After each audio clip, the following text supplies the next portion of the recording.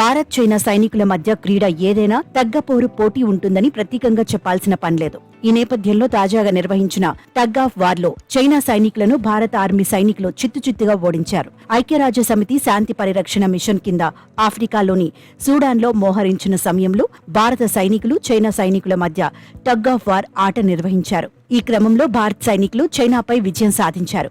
అందుకు సంబంధించిన వీడియో ప్రస్తుతం సోషల్ మీడియాలో వైరల్ అవుతోంది.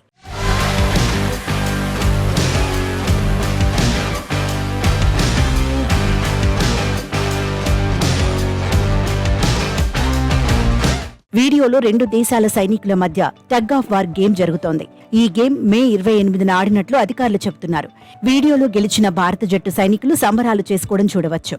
భారత్ ఫ్రాన్స్ సంయుక్త సైనిక వ్యాయామం శక్తి 7వ ఎడిషన్ సోమవారం మేఘాలయలోని ఉమ్రోయ్ జాయింట్ ట్రైనింగ్ నోడ్లో ముగిసింది. ఇది భారత్ ఫ్రాన్స్ రెండింటిలోనూ ప్రత్యామ్నాయంగా నిర్వహించబడే ద్వైవార్షిక శిక్షణ కార్యక్రమం. మునుపటి ఎడిషన్ నవంబర్ 2021లో ఫ్రాన్స్ లో జరిగింది. రాజ్పుత్ రెజిమెంట్లోని 22వ బెటాలియన్ కు చెందిన 90 మంది సిబ్బందితో కూడిన భారత ఆర్మీ బృందం ప్రాతినిధ్యం వహించింది.